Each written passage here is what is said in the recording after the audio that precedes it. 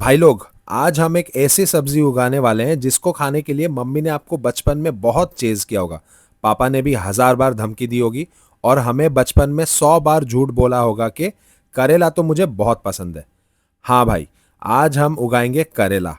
अगर आपको लगता है कि करेला उगाना मुश्किल होता है तो बिल्कुल सही सोचा है, लेकिन हम उगाएंगे इसको इजी, फन और बिना दिमाग के दही किए हुए। एंड एक और बात, इसको मैं उगाने वाला हूं मेरे छोटे से बालकनी में। जय जगन्नाथ, मैं हूं सितम and welcome back to my channel जहां हम सीखते हैं गार्डनिंग इजी और सिंपल तरीके से। आगे बढ़ने से पहले आप सभी का बहुत बहुत शुक्रिया। आप लोगों ने सपोर्ट किया और ये चैनल को 50 सब्सक्राइबर तक पहुंचाया। ऐसे ही सपोर्ट करते रहिए और जो लोग नए हैं वो लोग भी सब्सक्राइब कर दो, ताकि ये जो 50 का हमारा गार्डनिंग का फैमिली है उसको हम 50 से बहुत ज्यादा ऊपर लेके जा सके। अभी आता है आज का सबसे पहला सवाल कि करेला क्यों उगाएं भाई? कोई भी नॉर्मल इंसान करेला क्यों उगाएगा? इसका जवाब बहुत ही सिंपल है। आप एक बार घर पे अगर करेला उगा लेते हो, फिर आप बाजार का करेला देख के बोलोगे कि भाई इसमें तो कोई क्वालिटी ही नहीं है बॉस। प्लस करेला बहुत ही फास्ट उगता है, बहुत सारा फ्रूटिंग देता है और अगर हेल्थ की बात किया जाए तो डायबिटीज से लेके डाइजेशन तक सब ठीक रखता है। तो अभी आप लोगों का बिना टाइम वेस्ट किए सीधा आपको लेके चलता हूँ और दिखाता हूँ कि करेला हम कैसे उगा रहे हैं। तो सबसे पहले आता है सीड सिलेक्शन।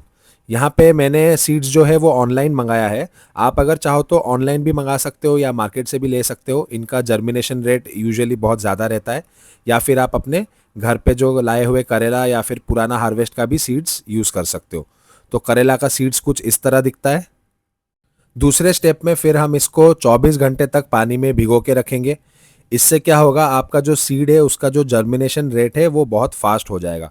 नहीं तो फिर आप इंतज़ार करते रह जाओगे और सीड्स अपने जर्मिनेशन में टाइम लेते रह जाएंगे। 24 घंटे बाद इसको आप कोई भी नर्सरी पॉट में वर्मी कंपोस्ट और कोकोपीट का मिक्सचर में लगा लो एंड सिर्फ 15 दिन में ये जर्मिनेट होके 1 इंच हाइट तक बढ़ जाएंगे। यहाँ तक अगर आप पहुँच गए, फिर आपको बस जैसे आप वीकेंड के लिए वेट करते हो वैसे एक और हफ्ता वेट करना है। एंड उसके बाद आपको दिख जाएगा कि आपके पौधे में नुकीले पत्ते आना चालू हो जाएंगे। तो जैसे ही नुकीले पत्ते का 1 या 2 सेट आ जाता है, फिर आप समझ लो कि आपका जो पौधा है वो ट्रांसप्लांटिंग के लिए रेडी हो गया है। मुझे अपना दोनों पौधों को बड़ा करना है, इसलिए यहाँ पे मैं 2 पॉट ले लेता हूँ जिसमें मैंने पहले से अपना सॉइल मिक्स भर के रखा है। जब तक मैं अपना पौधों को लेके आता हूँ, आप सॉइल मिक्स कैसे बनाना है वो भी देख लो। पॉटिंग मिक्स के लिए हम लेंगे गार्डन सॉइल 25%, कंपोस्ट 25%, जिसमें आप वर्मी कंपोस्ट या गोबर का खाद यूज़ कर सकते हो। कोकोपीट 20%, ये आपका सॉइल में मॉइस्चर रिटेन करेगा।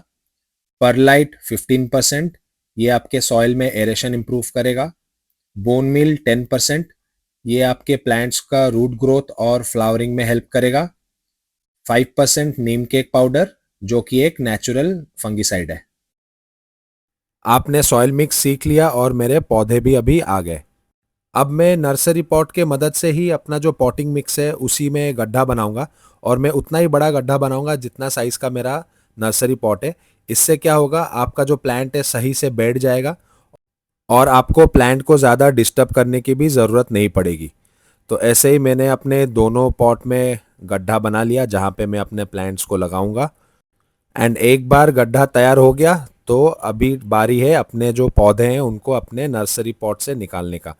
तो ये जो पॉट मैं यूज़ करता हूँ इसमें एक चीज़ बहुत आसान हो जाता है कि कोई भी प्लांट हो उसको मैं आराम से निकाल लेता हूँ। अगर आपको यहाँ पे दिखेगा तो मैं सिर्फ हल्के से प्रेशर डाल रहा हूँ और उसी में ही मेरा प्लांट पूरा सॉइल मिक्स के साथ ही बाहर आ रहा है। और मैं ऐसे ही एज इट इज़ इसको लगाऊंगा। इससे क्या होता है कि जो प्लांट है उसको ट्रांसप्लांट शॉक नहीं मिलता है, क्योंकि उसको पता ही नहीं चलता है कि उसके आसपास का एनवायरनमेंट में हमने कुछ चेंज किया है।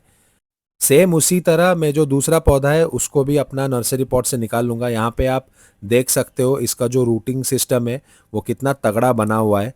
तो अगर आप चाहो, अगर आपको लग रहा है कि जो रूटिंग सिस्टम है वो थोड़ा रूट बाउंड हो गया है, तो हल्का हल्का आप उसको ढीला कर सकते हो ताकि आगे ये जो रूट है आराम से बढ़ सके। फिर क्या, फिर आपको बस इसका जो गड्ढा हमने इसके लिए खोदा है उसी में आपको प्लांट को डालना है, साइड से मिट्टी भरना है और इसको हल्का हल्का दबा देना है ताकि ये अपने जगह पे प्रॉपर सेट हो जाए। ये सब हो जाने के बाद फिफ्थ स्टेप में मैं प्लांट में ऐड करूंगा ह्यूमिक एसिड। अभी ह्यूमिक एसिड देने से क्या होता है, जो प्लांट है वो ट्रांसप्लांट शॉक में नहीं जाएगा एंड उसका जो रूट्स है वो और अच्छे से और जल्दी डेवलप होगा। तो ह्यूमिक एसिड क्या करता है, सॉइल का जो न्यूट्रिएंट्स है वो प्लांट के रूट तक खींच के लाता है। यहाँ पे मैंने 2 से 3 ग्राम ह्यूमिक एसिड 1 लीटर पानी में मिक्स किया है और इसको अभी हमें अच्छे से जो प्लांट है उसके रूट के आसपास और जो पूरा पॉटिंग सॉइल जो ड्राई है उसको भिगोने के लिए हमें इस्तेमाल करना है। एंड ये एक बार हो गया, फिर आपका प्लांट तैयार है बाहर के दुनिया में जाने के लिए। करेला जो है एक क्लाइंबर प्लांट है एंड सिर्फ ट्रांसप्लांटिंग के 1 हफ्ते बाद मेरे दोनों पौधे ऊपर तक बढ़ के चढ़ना चालू कर दिया है। तो चढ़ने के लिए इनको मैं सपोर्ट दिया हूँ। यहाँ पे अगर आपको वीडियो में देख रहा होगा तो मैंने एक वाइट कलर का नेट डाला है जिसके मदद से ये ऊपर क्लाइंब करके अच्छे से चढ़ के बढ़ सकते हैं। ट्रांसप्लांटिंग के 2 हफ्ते बाद मैं देखता हूँ कि मेरा जो पौधा है वो बहुत ही ज़्यादा रफ्तार से बढ़ रहा है एंड हमने तो पॉट में लगाया जिसके लिए जो न्यूट्रिशन होता है सॉइल में वो भी लिमिटेड है। इसलिए 15 से 20 दिन बाद आपको क्या करना है, जो मिट्टी है उसका थोड़ा गुड़ाई करना है, क्योंकि रोज़ पानी देते देते क्या होता है मिट्टी जो है वो बैठ जाता है। इसीलिए यहाँ पे मैं दोनों पौधे में अच्छे से गुड़ाई कर लेता हूँ। गुड़ाई करने के बाद इसमें मैं डालूंगा गोबर का खाद। अभी ये स्टेज में मैं सिर्फ गोबर का खाद इसीलिए डाल रहा हूँ क्योंकि अभी प्लांट अपना ग्रोइंग स्टेज में है और उसको नाइट्रोजन की ज़रूरत बहुत ज़्यादा है। अभी हमारा फ्लावरिंग या फ्रूटिंग स्टेज तो आया नहीं है। जब फ्लावरिंग एंड फ्रूटिंग स्टेज आएगा तब हम इसमें एडिशनल फर्टिलाइज़र ऐड करेंगे। एंड एक बार आपने गोबर का खाद ऐड कर लिया, इसको अच्छे से आपको मिट्टी में मिक्स कर लेना है ताकि ये अच्छे से मिट्टी के अंदर डाइल्यूट हो जाए। एंड जब आपका ये कंप्लीट हो जाए फिर उसके बाद आपको देना है इसमें भर के पानी। अभी पानी देने से क्या होगा, जो ऊपर न्यूट्रिएंट्स हैं हमारा गोबर के खाद से जो भी न्यूट्रिएंट प्लांट को मिलना चाहिए तो वो नीचे तक चला जाएगा मिट्टी के अंदर। यहाँ पे आपको एक चीज़ का ध्यान रखना है कि ये चीज़ आप अर्ली मॉर्निंग करो या फिर शाम के टाइम पे करो ताकि प्लांट को स्ट्रेस ना हो और प्लांट जो है वो आराम से सेटल हो जाए। ये प्रोसेस आपको हर 15 से 20 दिन में एक बार करना है क्योंकि हमने पॉट में प्लांट लगाया। एंड ये अगर आपने कर दिया तो फिर आपका पौधा भी बोलेगा मैं झुकेगा नहीं साला। तो दोस्तों देखा आपने कि कितना आसान है करेला उगाना एंड आप इसी तरह घर पे सुपर फ्रेश करेला उगा सकते हो।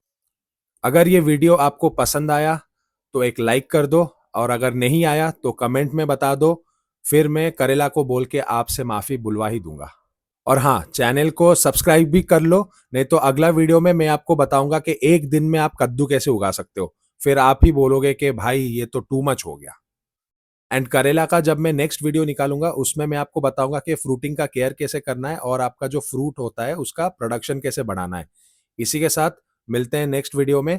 तब तक हैप्पी गार्डनिंग। जय जगन्नाथ।